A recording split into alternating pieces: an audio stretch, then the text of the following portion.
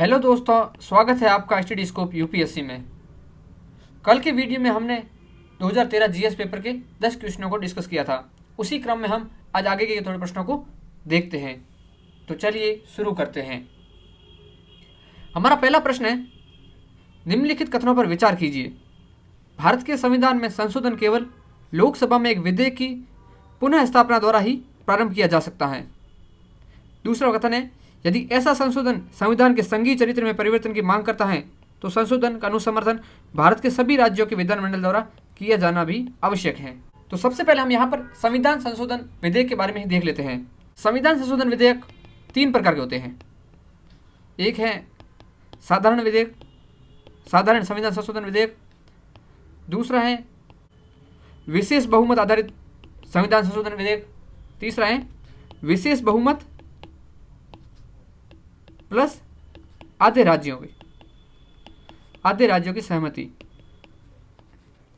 इनमें से जो विशेष बहुमत और विशेष बहुमत प्लस आधे राज्यों की सहमति वाले संविधान संशोधन विधेयक हैं वह आते हैं अनुच्छेद 368 में, 368 में।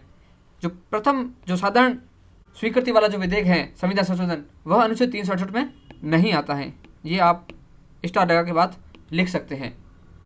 और कल की वीडियो में हमने देखा था कि संविधान संशोधन विधेयक के संबंध में जो शक्ति है, संविधान संशोधन विधेयक में जो शक्ति है वह राज्यसभा व लोकसभा के पास समान है। इसी कारण क्या है, इनके लिए इस विधेयक के लिए संयुक्त बैठक का प्रावधान भी नहीं किया गया है। संयुक्त बैठक भी नहीं है, जो कि अनुच्छेद 108 के तहत होती है। इसके साथ ही जो संविधान संशोधन विधेयक होता है उसके संबंध में राष्ट्रपति के पास भी शक्ति सीमित होती है। राष्ट्रपति संविधान संशोधन जो विधेयक उसके पास आता है राष्ट्रपति के पास, उसे वह अस्वीकृत नहीं कर सकता है और न ही वह अपने पास रख सकता है। वह सहमति देने के लिए बाध्य होता है। राष्ट्रपति संविधान संशोधन से संबंधित जो विधेयक होता है उसके संबंध में स्वीकृति देने हेतु बाध्य होता है। और यह संशोधन 24वें संविधान संशोधन के माध्यम से संविधान में जोड़ा गया था। कौन सा? कि राष्ट्रपति अपनी स्वीकृति देने के लिए बाध्य होते हैं संविधान संशोधन से संबंधित विधेयक को। अब हम चलते हैं हमारे प्रश्न पर। प्रश्न क्या था कि भारत के संविधान में संशोधन केवल लोकसभा में एक विधेयक की पुनः स्थापना द्वारा ही प्रारंभ किया जा सकता है। अभी देखा था कि संविधान संशोधन विधेयक के संबंध में जो शक्ति है वह लोकसभा व राज्यसभा के पास समान है, तो यह किसी भी सदन में प्रस्तुत किया जा सकता है। जो धन विधेयक होता है और वित्त विधेयक प्रथम होता है वह कहाँ प्रस्तुत किया जाता है? लोकसभा में ही प्रस्तुत किया जा सकता है। जबकि संविधान संशोधन विधेयक है वो लोकसभा और राज्यसभा में समान रूप से प्रस्तुत किया जा सकता है। तो इसलिए यह प्रथम कथन है वो हमारा गलत हो जाता है। दूसरा कथन है कि यदि ऐसा संशोधन संविधान के संघीय चरित्र में परिवर्तन की मांग करता है तो संशोधन का अनुसमर्थन भारत के सभी राज्यों के विधानमंडल द्वारा, यहाँ पर देखिए सभी राज्यों, अभी हमने देखा था जो तीसरे प्रकार का संविधान संशोधन विधेयक था उसमें आधे राज्यों की सहमति की थी बात, आधे राज्यों की सहमति की बात थी। यानी कि अगर भारत में 28 राज्य हैं तो अगर 14 राज्यों ने सहमति दे दी तो वह राज्यों के द्वारा पारित माना जाएगा और उसके बाद कहाँ पर आता है? राष्ट्रपति के पास वापस आता है। और साथ ही में संविधान के अंदर जो राज्यों की सहमति है उसके लिए कोई समय सीमा निर्धारित नहीं की गई है। तो अब हम देख सकते हैं कि इस एक प्रश्न से हमने कितना जाना है कि जो संविधान संशोधन विधेयक होते हैं वो 3 प्रकार के होते हैं। पहला होता है साधारण सहमति, दूसरा विशेष बहुमत, तीसरा होता है आधे राज्यों की सहमति प्लस विशेष बहुमत। इसके साथ ही देखा कि संविधान संशोधन से संबंधित जो शक्ति है वह राज्यसभा और लोकसभा के पास समान है। साथ ही राष्ट्रपति इसकी स्वीकृति देने के लिए बाध्य होता है। और यह कब जोड़ा गया था? 24वें संविधान संशोधन के माध्यम से जोड़ा गया था। उसके साथ ही हमने देखा कि जो संविधान संशोधन के 3 प्रकारों में से 2 संविधान संशोधन के प्रकार है विशेष बहुमत वाला, आधे राज्यों व विशेष बहुमत वाले जो संविधान संशोधन विधेयक होते हैं वह संविधान के कौन से? अनुच्छेद 368 के तहत आते हैं। तो एक प्रश्न से हमने इतना सारा कुछ देखा है। हमारा जो पूरा चैप्टर है उसका रिवीजन इसके माध्यम से हो जाता है। यही है पीवाईक्यू को सबसे अच्छे वे से करने का तरीका। अब हम चलते हैं हमारे अगले प्रश्न पर। अगला प्रश्न भारत के महान्यायवादी से संबंधित है। तो सबसे पहले हम महान्यायवादी के बारे में जानते हैं। जो महान्यायवादी है उसकी नियुक्ति की सबसे पहले चर्चा कहाँ की गई है संविधान में? तो वह है संविधान का अनुच्छेद 76। इसमें कहा गया है कि महान्यायवादी है उसकी जो नियुक्ति है वह कौन करता है? राष्ट्रपति करता है और वह राष्ट्रपति के प्रसाद पर्यंत होता है, यानी कि उसका निश्चित कार्यकाल नहीं होता है। इसके साथ ही महान्यायवादी से संबंधित जो पॉइंट है हमें क्या जानने चाहिए कि महान्यायवादी की नियुक्ति के संबंध में कुछ क्वालिफिकेशन है। वह क्या है कि वह सुप्रीम कोर्ट का न्यायाधीश बनने के लिए योग्य होना चाहिए, यानी कि वह भारत का नागरिक होना चाहिए और 5 साल तक किसी हाईकोर्ट में न्यायाधीश होना चाहिए या 10 साल तक किसी हाईकोर्ट में वकालत का अनुभव होना चाहिए या राष्ट्रपति की राय में वह एक न्यायविद होना चाहिए। इनमें से कोई योग्यता वह रखता है, अर्थात वह सुप्रीम कोर्ट का न्यायाधीश बनने के योग्य है, तो वह महान्यायवादी बनने के भी योग्य है। इसके साथ ही यहाँ पर नोट करने वाली बात क्या है कि संविधान में न्यायवादी के पारिश्रमिक उसको हटाने से संबंधित व उसके कार्यकाल के संबंधित कोई प्रावधान नहीं किए गए हैं। ये आप बात स्टार बनाकर साइड में लिख सकते हैं। अब महान्यायवादी क्या होता है, एक लॉयर हो सकता है, तो उससे निजी प्रैक्टिस करने से रोका नहीं जा सकता है। यहाँ पर ये मान सकते हैं कि महान्यायवादी सरकार के अंडर में काम करता है, तो क्या पता इसे निजी प्रैक्टिस करने से रोका जा सके, लेकिन ऐसा बिल्कुल भी नहीं है। वह निजी प्रैक्टिस करने के लिए स्वतंत्र होता है। इसके साथ ही वो भारत के किसी भी कोर्ट में जाके भाग ले सकता है। इसका उल्लेख कहाँ किया गया है, संविधान में किया गया है। संविधान में उल्लेख किया गया है कि जो न्यायवादी है वह किसी भी कोर्ट में जाकर भाग ले सकता है। साथ ही न्यायवादी के पास विशेष शक्तियाँ क्या होती है कि वह लोकसभा में भाग ले सकता है। वह लोकसभा की किसी समिति का सदस्य हो सकता है। वह लोकसभा में बोल भी सकता है, यानी अपना मत रख सकता है और उसे लोकसभा में भाग लेने के साथ ही मतदान का अधिकार नहीं दिया गया है, बिल्कुल ही नहीं दिया गया है। तो अब हम चलते हैं हमारे प्रश्न पर कि भारत का महान्यायवादी लोकसभा की कार्रवाई में भाग ले सकता है। जी हाँ, ले सकता है। लोकसभा की किसी समिति का सदस्य हो सकता है, बिल्कुल हो सकता है। लोकसभा में बोल सकता है, बिल्कुल बोल सकता है। और लोकसभा में मतदान कर सकता है। लोकसभा में मतदान का अधिकार इसके पास नहीं है, क्योंकि यह लोकसभा का सदस्य नहीं है या मेंबर ऑफ पार्लियामेंट नहीं है, इसलिए यह लोकसभा में मतदान नहीं कर सकता है। तो आप देख सकते हैं एक क्वेश्चन से हमने महान्यायवादी वाला जो पूरा चैप्टर है उसको रिवाइज कर लिया है। इस प्रकार से हमें पीवाईक्यू एनालिसिस करने हैं। और हाँ, यहाँ पर एक जानने योग्य बात क्या है कि वह लोकसभा की किसी समिति का सदस्य हो सकता है। यह बात कहाँ कही गई है, अनुच्छेद 88 में। आप इसको हाईलाइट कर सकते हैं। तो अब इसका आंसर क्या होगा कि इसमें 1, 2 और 3 करेक्ट है और फोर्थ जो चौथा पॉइंट है वो इनकरेक्ट है। तो आंसर हो गया सी। अब हम चलते हैं हमारे अगले प्रश्न पर। अगला प्रश्न है, शर्करा उद्योग के उपोत्पाद की उपयोगिता के संदर्भ में निम्नलिखित में से कौन से कथन सही है। यहाँ पर 3 कथन दिए गए हैं। इससे संबंधित शर्करा उद्योग के उपोत्पाद से संबंधित, यानी कि जो शक्कर वगैरह बनती है फैक्ट्री के अंदर, तो उसमें गन्ना चाहिए होता है। उसमें गन्ने का यूज करने के बाद क्या बचता है, पीछे कचरा बचता है गन्ने का, उसका यूज कहाँ किया जा सकता है। ये इसकी प्रश्न की मेन बात है। पहला पॉइंट है, खोई को ऊर्जा उत्पादन के लिए जैव मात्रा के ईंधन के रूप में प्रयुक्त किया जा सकता है। यानी कि जो पीछे खोई बचती है उस खोई का यूज कहाँ किया जा सकता है, जैव मात्रा यानी जैव ईंधन बनाने में किया जा सकता है, जैव ईंधन के रूप में निर्माण में किया जा सकता है। तो अब जैव ईंधन तो ऐसा कोई भी पदार्थ जो जैविक है, उस जैविक पदार्थ से जैव ईंधन का निर्माण तो किया जा सकता है। आप पूछ सकते हो कि मनुष्य की खाल से किया जा सकता है। हाँ, बिल्कुल किया जा सकता है। जैव ईंधन कोई भी जैविक सामग्री है उससे जैव ईंधन का निर्माण किया जा सकता है। दूसरा पॉइंट है, सीरे को कृत्रिम रासायनिक उर्वरकों के उपयोग के लिए एक भरण स्टॉक की तरह प्रयुक्त किया जा सकता है। अब यहाँ पर जो यूपीएससी है खेला कर गई। तो यूपीएससी के कुछ क्वेश्चन ऐसे हैं जो अपवाद स्वरूप जो साइंस एंड टेक में जहाँ पर डी आंसर नहीं होता है, जिसमें से एक ये है। यहाँ पर क्या कहा गया है कि सीरे को कृत्रिम रासायनिक उर्वरकों के उत्पादन के लिए एक भरण स्टॉक यानी फीड स्टॉक की तरह प्रयुक्त किया जा सकता है। जो सीरा है वो भी गन्ने के उपयोग के बाद पीछे बचता है, तो उसका कहाँ किया जा सकता है? प्रश्न कह रहा है कि कृत्रिम रासायनिक उर्वरकों के उत्पादन के लिए किया जा सकता है। जो कृत्रिम रासायनिक उर्वरक हैं, आप इतना जान लीजिए कि इनका निर्माण रासायनिक अभिक्रिया के माध्यम से लैब में किया जाता है, लैब में किया जाता है। और ये जो सिंथेटिक उर्वरक होते हैं ये अकार्बनिक पदार्थों से ही बनते हैं, अकार्बनिक पदार्थों से बनते हैं। जो हमारा शरीर है वो किससे बना हुआ है? कार्बनिक पदार्थों से बना है, या फिर जो भी जैविक सामग्री है उसमें कार्बनिक कंपाउंड है ही है।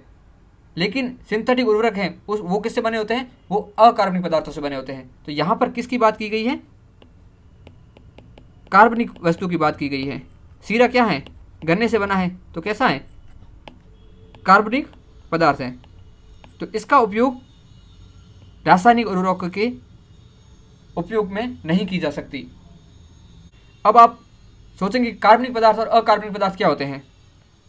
कार्बनिक पदार्थ वे पदार्थ होते हैं जिनमें जो कार्बन होता है वह किसी न किसी हाइड्रोजन के साथ जुड़ा हुआ होता है, जबकि अकार्बनिक पदार्थ में या तो कार्बन होगा नहीं, अगर होगा तो वह हाइड्रोजन के साथ जुड़ा हुआ नहीं होगा। जैसे जो मिथेन है CH4 वो क्या है? एक कार्बनिक गैस है, जबकि जो यूरिया है उसके अंदर भी उसके फॉर्मूले में कार्बन आता है, आप गूगल कर सकते हो, लेकिन वह अकार्बनिक पदार्थ है क्योंकि इसके साथ हाइड्रोजन जुड़ा हुआ नहीं होता है। तो यहाँ पर मूल बात जानने की क्या है कि जो कृत्रिम रासायनिक उर्वरक होते हैं वह अजैविक तत्वों से बने होते हैं, उन्हें लैब में बनाया जाता है। तो यहाँ पर जो सीरा है वो लैब में तो बना नहीं है, खेत से आया है गन्ने के माध्यम से, इसलिए यह पॉइंट होता है गलत।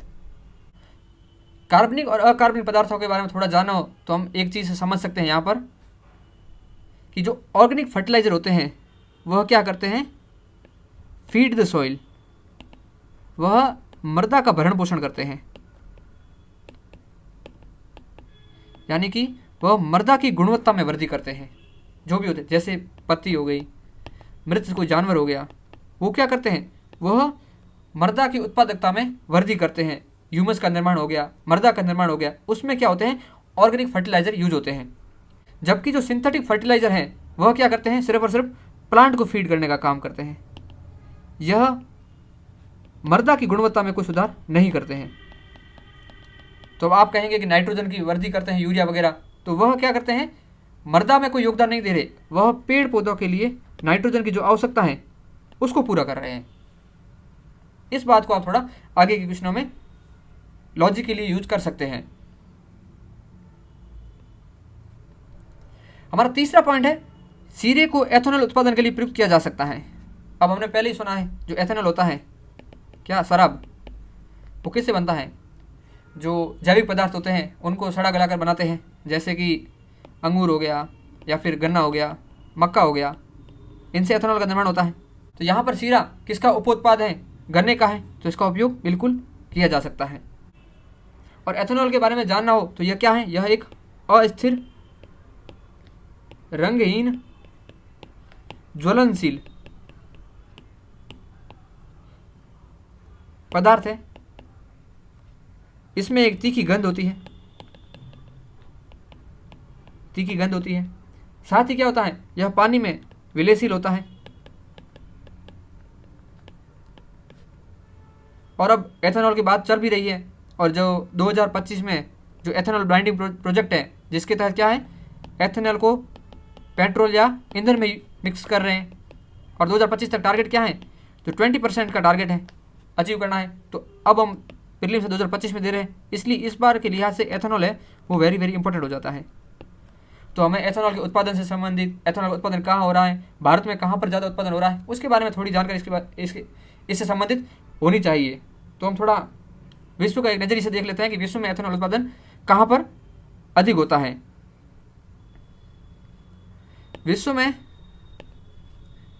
एथेनॉल का सबसे ज़्यादा उत्पादन यूएसए में होता है, उसके बाद होता है ब्राज़ील में, उसके बाद है ईयू यूरोपियन यूनियन, उसके बाद चीन और 5वें नंबर पे है कनाडा। ये कुछ एथेनॉल उत्पादक देश हो गए। इसके साथ हमें जानना है कि एथेनॉल का उत्पादन किस विधि से होता है। वो है किण्वन विधि, जिसमें क्या किया जाता है, यीस्ट के माध्यम से एथेनॉल का उत्पादन किया जाता है। अब हम चलते हैं हमारे मुख्य प्रश्न पर कि यहाँ पर जो पहला पॉइंट करेक्ट था, दूसरा गलत और तीसरा करेक्ट है, तो आंसर हो गया सी। अब हम चलते हैं हमारे अगले प्रश्न पर। अलग अलग ऋतुओं में दिन समय और रात्रि समय के विस्तार में विभिन्नता किस कारण से होती है। जियोग्राफी का एकदम कॉन्सेप्चुअल क्वेश्चन है कि जो दिन की अवधि में फर्क आता है, जैसे कि जो 22 दिसंबर होता है उसमें दिन सबसे छोटा होता है, और जो जुलाई में दिन बड़े हो जाते हैं, सितंबर में दिन और रात समान होते हैं, सितंबर और मार्च में, और समय के साथ ऋतुएं भी चेंज होती हैं, जैसे सर्दी आती है, गर्मी आती है।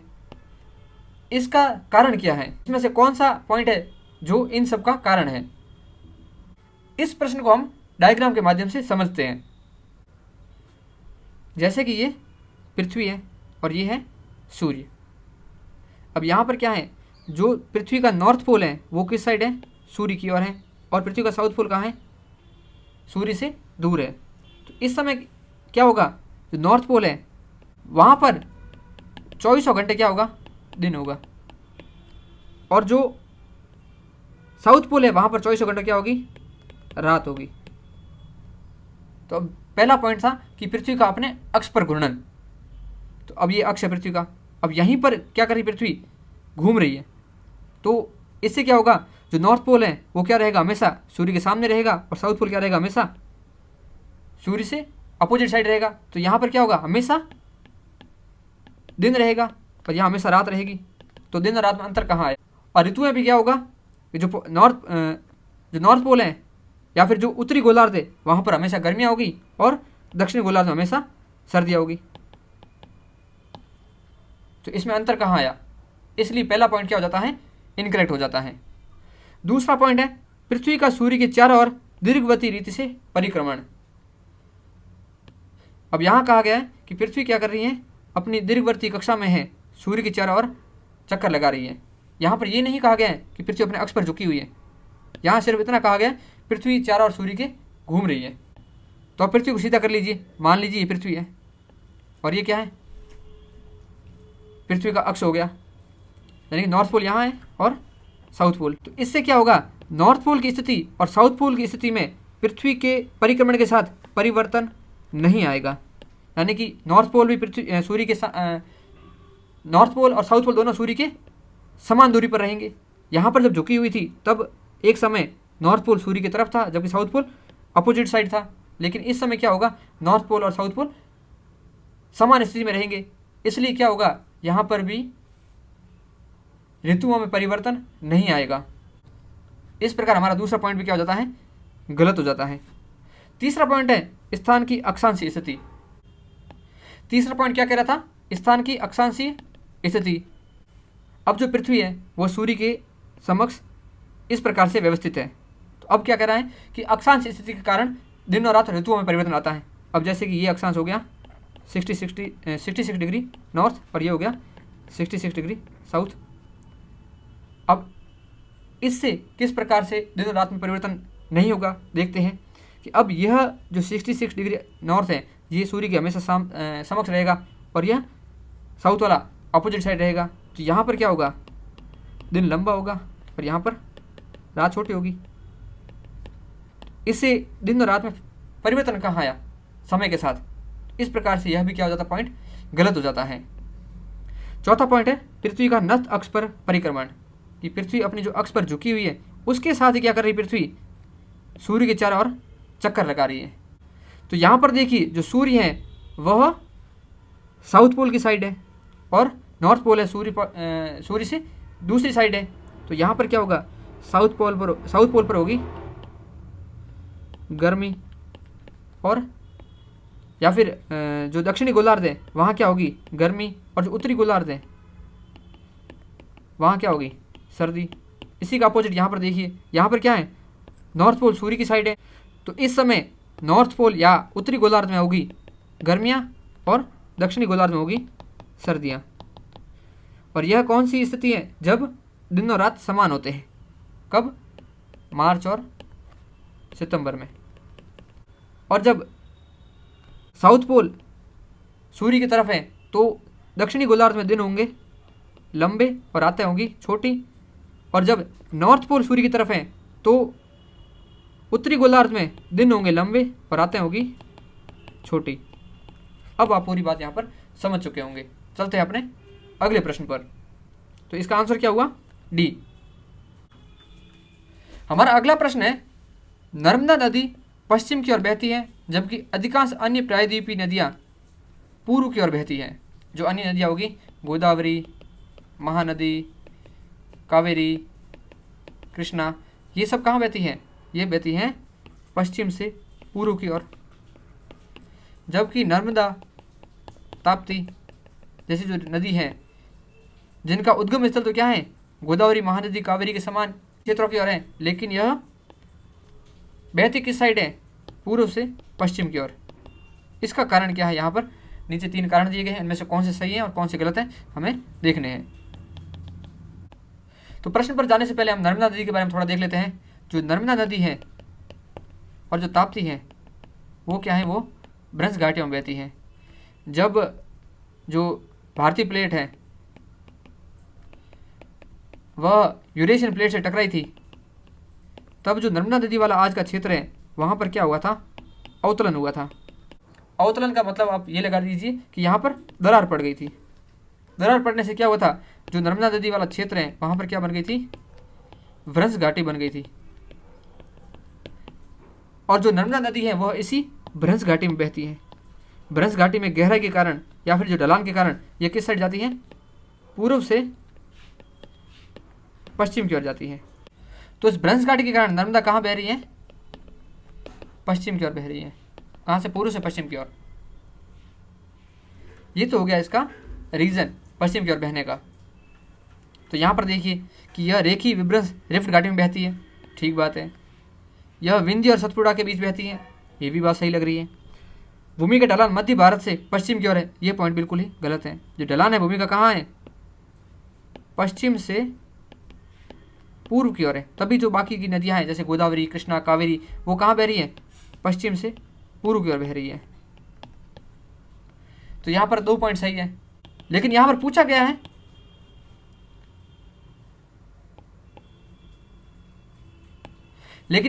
गया है कि पश्चिम की ओर बहने का कारण क्या है। अब 2 पहाड़ों के बीच या 2 पर्वत श्रृंखला के बीच नदी के बहने से ये तो नहीं हुआ कि यह पश्चिम से पूर्व की ओर हो जाएंगे।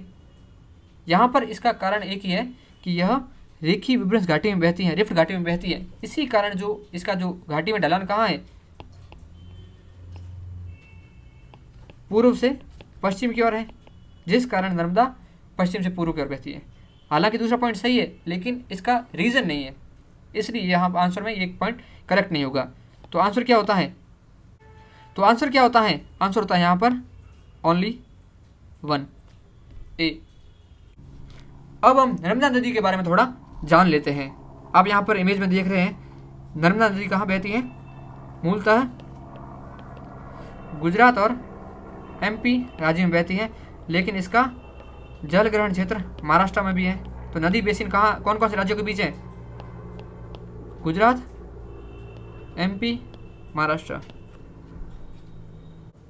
और यहाँ पर आप देख सकते हैं जो ऊपर है वो कौन सी, विंध्य श्रृंखला है, और नीचे सतपुड़ा पर्वत श्रृंखला है। इनके बीच यह रिफ्ट घाटी में बहती है। इसी के नीचे तापी रिवर है जो भी रिफ्ट घाटी में बहती है। और यहाँ पर 2-3 और नदियों के बारे में देख सकते हैं, जो कि माही हो गई, साबरमती हो गई और लूणी नदी हो गई।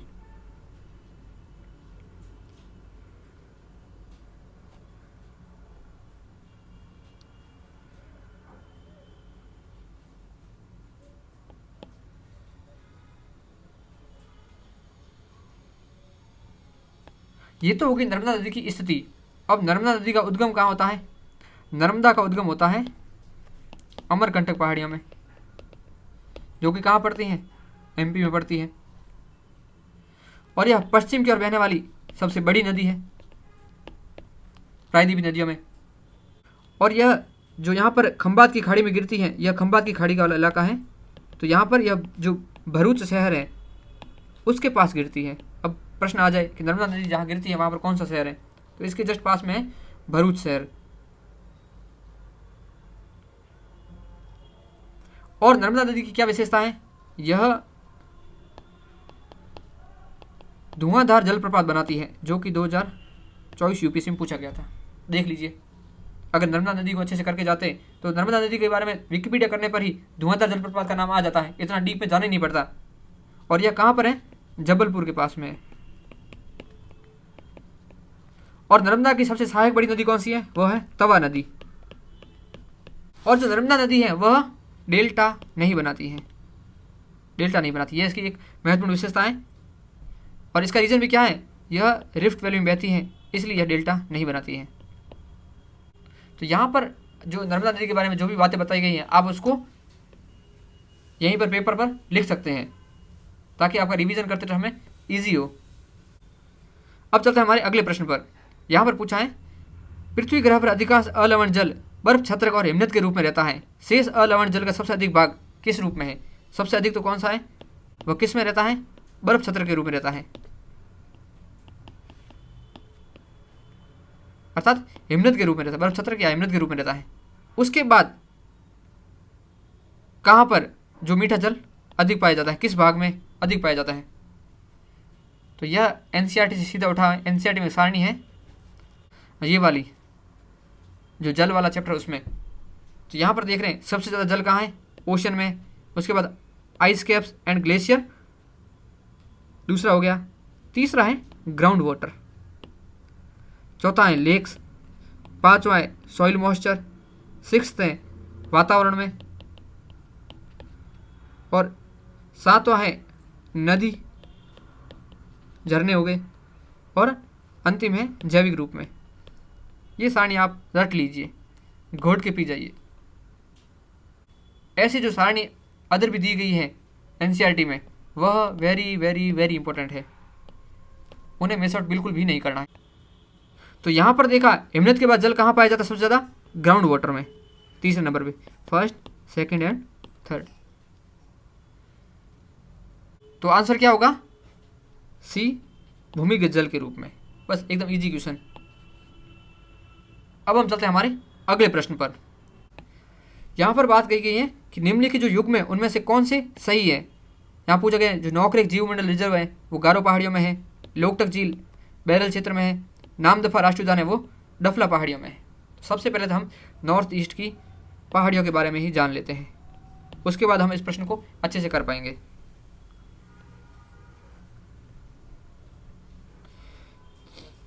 यहाँ पर आप नॉर्थ ईस्ट की पहाड़ियों को अच्छे से देख पा रहे हैं।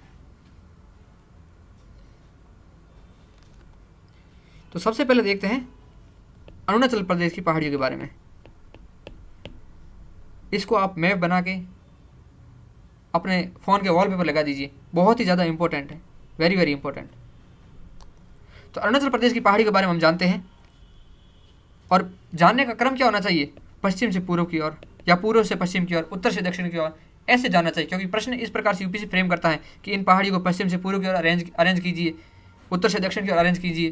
तो यहाँ पर देखते हैं अरुणाचल प्रदेश में पश्चिम से पूर्व की ओर पहाड़ियों को। तो सबसे पहले भूटान की तरफ आती है यहाँ पर डाफला हिल्स। तो कौन होगी सबसे पहले, डाफला। उसके बाद आती है मिरी हिल्स, मिरी हिल्स तो आ गई मिरी हिल्स। उसके बाद आती है अबोर हिल्स, ये देखिए यहाँ पर अबोर हिल्स, तो अबोर हिल्स। उसके बाद आती है मिसमी हिल्स, मिसमी हिल्स जो कहाँ है, चाइना या फिर म्यांमार बॉर्डर की साइड है। तो ये होगी डाफला, मिरी, अबोर, मिसमी हिल्स। उसके बाद जो असम, अरुणाचल प्रदेश और नागालैंड का जो बाउंड्री है वहाँ पर पड़ती है पटकाई बूम। कहाँ है, पटकाई बूम। अब हम देखते हैं उत्तर से दक्षिण की ओर पहाड़ियाँ नॉर्थ ईस्ट में। तो सबसे ऊपर कौन आ गई थी? मिसमी हिल्स। उसके नीचे कौन है? पटकाई बूम, जो कहाँ पर है? असम, नागालैंड और अरुणाचल प्रदेश बॉर्डर पर है। उसके बाद आती है नागा हिल्स, जो कि नागालैंड में है, नागा हिल्स।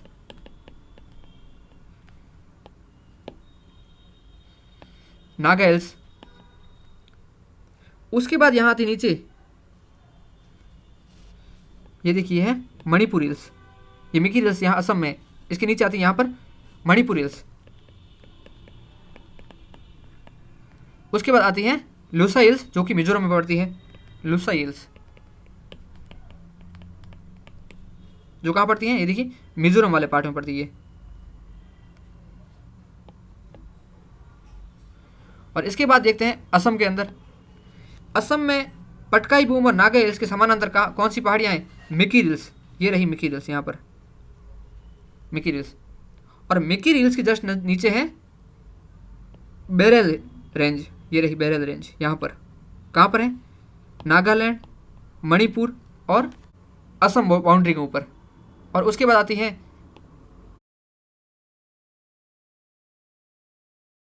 पश्चिम से पूर्व इस प्रकार है गारो, खासी, जयंतिया, जिसे हम याद इस प्रकार से करते हैं, हम पढ़ते भी इस प्रकार से हैं, गारो, खासी, जयंतिया। तो गारो रेंज, खासी रेंज और जयंतिया रेंज। ये देखिए जयंतिया रेंज, ये गारो रेंज, खासी रेंज और ये जयंतिया रेंज। अब चलते हैं हमारे प्रश्न पर। यहाँ पूछा था नोकरेक जीवमंडल रिजर्व। नोकरेक जीवमंडल रिजर्व कहाँ पड़ता है?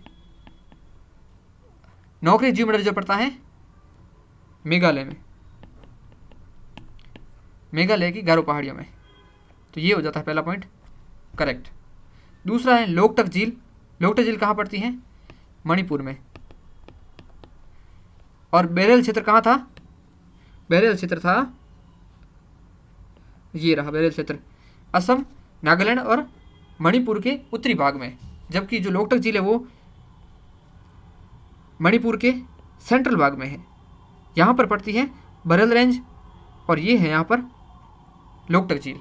तो ये पॉइंट हो जाता है गलत।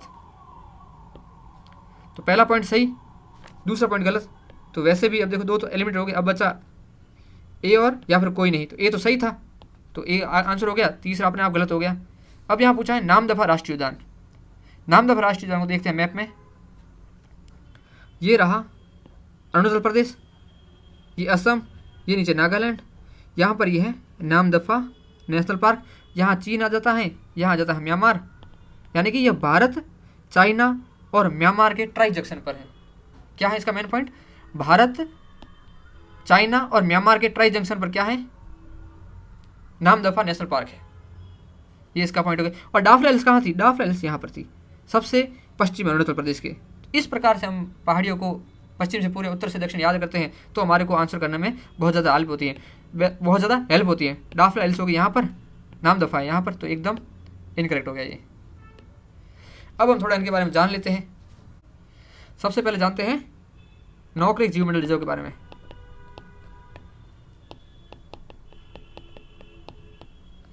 नोकरेक कहाँ पर पड़ता है? मेघालय में। मेघालय की कौन सी गारो पहाड़ियों में। और यहाँ से है ना, और यहाँ से सिमसांग रिवर निकलती है, सिमसांग रिवर बहती है यहाँ से, जो कि ब्रह्मपुत्र की सहायक नदी है। और इस बायोस्फीयर रिजर्व की सबसे ऊंची चोटी कौन सी है? नोकरेक। उसी के आधार पर इसका नाम क्या रखा गया है? नोकरेक रखा गया है। प्रश्न कर सकते हैं कि जो नोकरेक बायोस्फीयर रिजर्व है उसका नाम किस आधार पर रखा गया है? नदी, पहाड़ी, चोटी, कुछ भी पूछ सकते हैं। इसलिए हमें याद रखना है कि सबसे ऊंची चोटी है कौन सी? गारो पहाड़ियों की, नोकरेक, उसके आधार पर इसका नाम रखा गया है। तीसरा यहाँ पर थोड़ा देख लेते हैं कि कौन कौन से फ्लोरा एंड फ्यूना पाया जाता है। तो यहाँ पर सबसे इंपॉर्टेंट है hoolock Gibbon. Hoolock Gibbon, hoolock Gibbon की दो प्रजातियां हैं, एक है पूर्वी, एक है पश्चिमी। पूर्वी प्रजाति है वो म्यांमार के अंदर बहुतायत में पाई जाती है, जिसका आयुषीन स्टेटस क्या है? वनरेबल। और पश्चिमी जो हुलॉक गिब्बन है उसका आयुषीन स्टेटस है इंडेंजर्ड। इसके अलावा यहाँ पर रेड पांडा पाया जाता है, रेड पांडा, जिसका IUCN स्टेटस है इंडेंजर्ड। इसके साथ यहाँ पर स्लो लॉरिस पाया जाता है, इसका IUCN स्टेटस है इंडेंजर्ड। इसके साथ यहाँ पर हॉर्नबिल पाया जाता है, हॉर्नबिल, जो कि अरुणाचल प्रदेश और केरल का राज्य पक्षी है, और इसका IUCN स्टेटस है वनरेबल। यहाँ पर चीनी पेंगोलिन भी पाया जाता है। आप इनके फोटो भी साथ साथ गूगल करके देख लेना ताकि याद रहने में आसानी हो। चीनी पेंगोलिन, इसका IUCN स्टेटस है क्रिटिकली इंडेंजर्ड, और यह चाइना के अंदर पाई नहीं जाती, वहाँ विलुप्त हो चुकी है। और जो ऊपर हुलुक गिब्बन था, वह एकमात्र ऐप प्रजाति है जो भारत में पाई जाती है। आप इन पॉइंट्स को साथ ही साथ लिखते रहना। तो ये तो हो गया नौक्रेक बायोस्फीयर रिजर्व के बारे में। अगला था लोकटक झील। लोकटक झील के बारे में अभी हमने देखा था, ये मणिपुर के अंदर है, मणिपुर के सेंट्रल पार्ट में लोकटक झील। लोकटक झील की विशेषता क्या है? यहाँ पर तैरते द्वीप पाए जाते हैं, तैरते द्वीप, ये इसकी खास विशेषता है। और यहाँ पर एक संगाई डियर पाया जाता है, जिसका IUCN स्टेटस क्या है? इंडेंजर्ड है, और यह मणिपुर का राज्य पशु भी है। यह हो गया लोकटक झील के बारे में।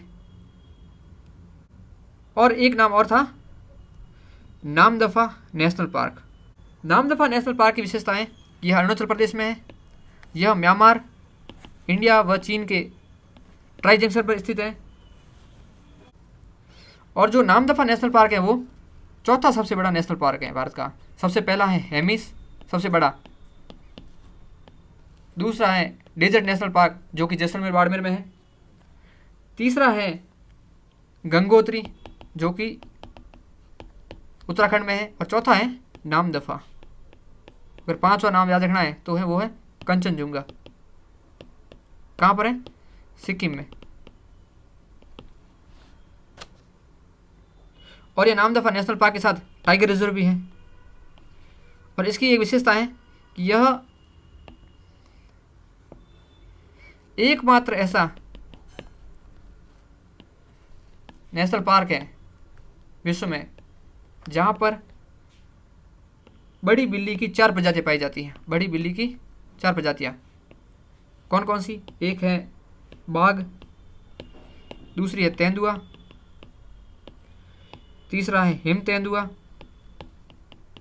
और चौथी है क्लाउडेड लेपर्ड।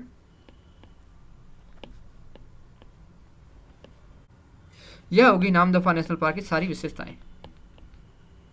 इसको आप साथ ही साथ यहीं पर लिख सकते हैं। वीडियो काफ़ी लंबा हो गया, लेकिन डिस्कशन बड़ी इफेक्टिव है। इस वीडियो को यहीं समाप्त करते हैं। मिलते हैं कल। जय हिंद, जय भारत।